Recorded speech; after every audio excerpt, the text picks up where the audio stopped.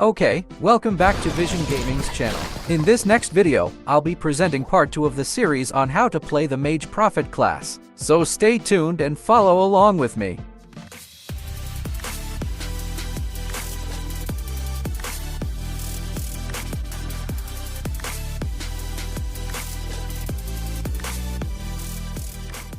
Next, let's talk about Runestones. How should prophets use Runestones? There is actually no standard formula for using Runestones, as it depends on which class your opponent is playing. However, I will explain the use of Runestones for prophets. For the 3 Runestones in positions 1, 2, and 3, everyone has the same 3 with fixed main attributes: attack, defense, and HP. So, I'll talk about the 3 Runestones in positions 4, 5, and 6.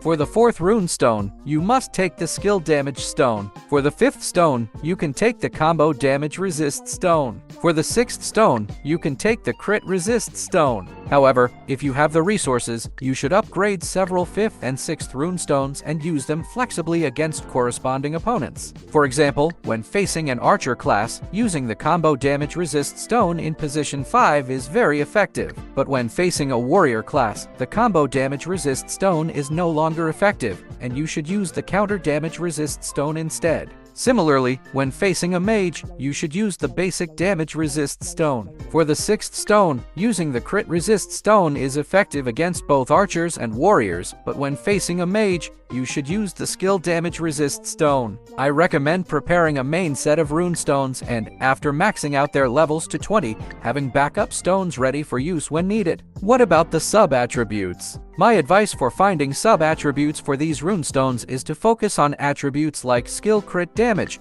combo damage resist, counter damage resist, skill damage resist, and basic damage resist. You don't necessarily need to collect enough runestones to activate the bonuses for having 2 or 4 stones, but if possible, consider sets that increase skill damage and crit resist. After discussing runestones, let's move on to the back accessory talent for prophets. The back accessory talent is one of the reasons why the prophet class becomes more popular as the game progresses. Most top-C server players are currently playing prophet. The reason is that when you look at this back talent section, you'll see 2 important nodes: ignore combo and ignore counter. These nodes, when fully upgraded, can reach up to 60%. This 60% ignore combo and 60% ignore counter is a huge debuff for both the archer and warrior classes. It makes these classes significantly weaker since their damage output is greatly reduced, while there is no something like ignore skill node. There are only combo damage resist, counter damage resist, and skill damage resist nodes to counter each other. This is why you will see prophets everywhere later on, as this class dominates the others. So how should you upgrade the back accessory talent? My advice is, if you have over 7,000 divine feathers, max out the left branch for mage first, then evenly upgrade the 3 basic stats: attack, defense, and HP, and maybe add some combo damage resist, counter damage resist, or skill damage, and skill crit damage as needed. If you have fewer than 6,000 divine feathers, it's best to evenly upgrade the 3 basic stats to level 20 first. That's how you should upgrade the back accessory talent. Next, I'll talk about the prophet's equipment. There are so many ways to build prophet's equipment, and I've tested all these builds with other players to evaluate their strengths and weaknesses. Here are a few builds: skill crit plus stun, stun plus evasion, skill crit plus evasion, stun plus regen, evasion plus regen, and skill crit plus regen. Each build has its strengths and weaknesses, but ultimately, when your combat power reaches 60 to 70, you'll see all players using the skill crit plus regen build. This is the most effective and comprehensive build. The reason is that the skill crit attribute ensures stable damage output in battles, and the regen attribute is extremely effective with eternal equipment. The HP gain from eternal equipment is substantial, and the regen attribute helps you recover a certain amount of HP during battles, increasing your chances of winning by allowing you to cast more skills. Some may ask why prophets don't use stun. Stun is a very useful attribute when your combat power is not too high, but as your combat power increases, stun becomes becomes less effective because the ignore stun attribute for archers can reach 40 to 50% through back accessory talent upgrades and some other sources, and prophets can hardly stun archers anymore. This is why high combat power players abandon stun and switch to Regen. Therefore, I recommend playing skill crit plus Regen from the beginning, as it is the proven most effective build.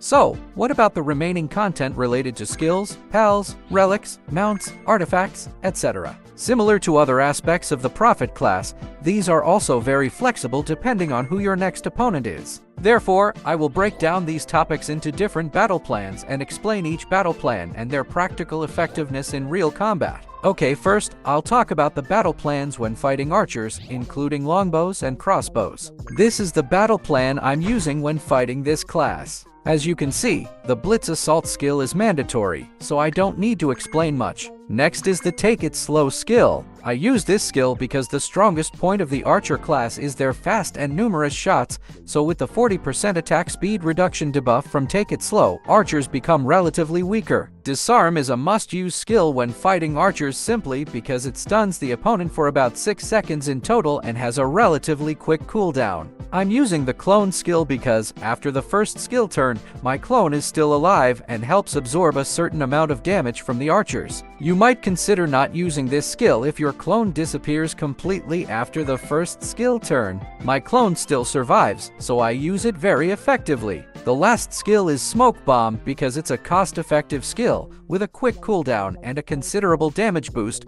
making it a commonly used skill across many classes. Next is the Pal section. For the battle plan against archers, I am using these pals. Snow Sprite, similar to the Take It Slow skill, reduces the opponent's attack speed by 15%, which is very effective when facing archers. Hydra Sprite is a must-use pal for prophets, so I don't need to explain much. Treasure Dragon increases the skill crit rate by 20%, helping to increase the skill crit rate, thus dealing significant skill damage in battle. Deer is a pal that any class must use, as the 15% damage reduction is a huge number that helps you withstand a lot of damage in battle. Finally, I use Swimming Dog because it makes the effect of the fan being better. For relics, I use the Demon Mask to increase skill crit by 5%. Next, I use Kite because it adds damage each time I use a skill. For the third relic, you can choose between Magic Box and Snowflake. I don't see much difference between these two relics. For the fourth relic, I use Stone Writ Tome because it helps increase all damage reduction by 5%. The fifth relic I use is Time Statue because it increases the duration of disarm and smoke bomb effects. The last relic I use is Spirit Necklace because it is the only relic that works with my skill set. For the mount, I use Watermelon because it is extremely effective against archers, providing a large defense boost and knocking back opponents every 10 seconds. For artifacts, I use Peppy Gun or Siren,